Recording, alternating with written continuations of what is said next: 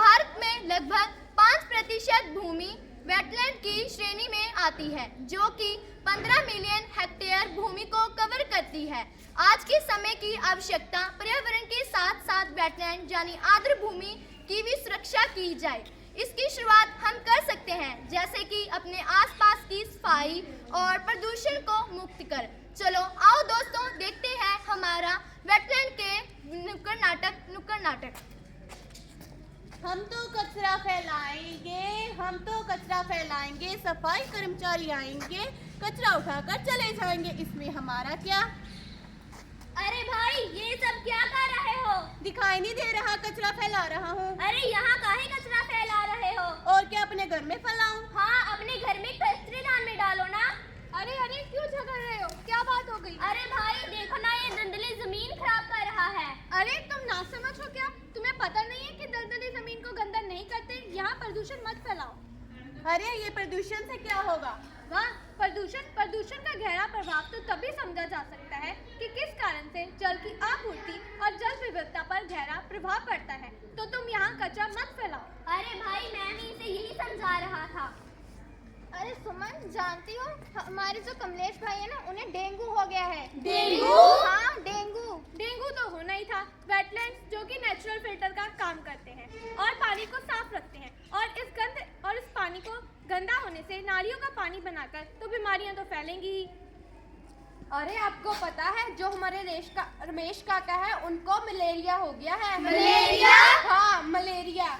अरे भाई, जाने तो जो हमारे पास वाले शर्मा जी हैं ना, उन्होंने खटिया पकड़ ली है। खटिया? हाँ।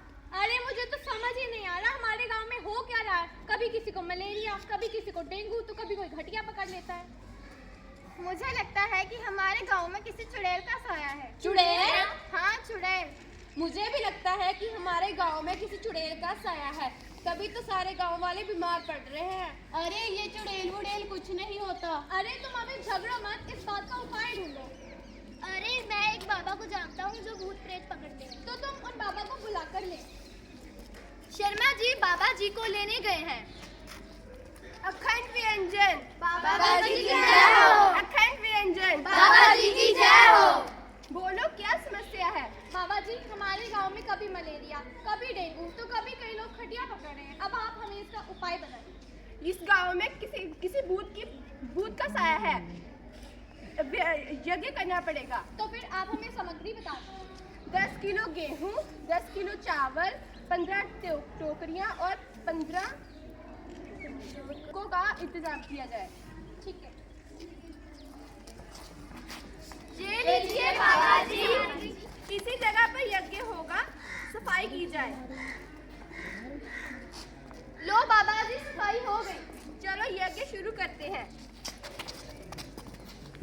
डेंगू स्वाहा, स्वाहा, मलेरिया स्वाहा, स्वाहा, प्रदूषण स्वाहा, स्वाहा, सभी बीमारियां स्वाहा, स्वाहा, कूड़ा करकट स्वाहा। स्वाहा।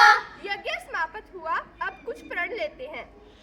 मनुष्य का कल्याण हो, मनुष्य का कल्याण हो, वेटलैंड की सुरक्षा हो, वेटलैंड की सुरक्षा हो, विश्व का कल्याण हो, विश्व का कल्याण हो,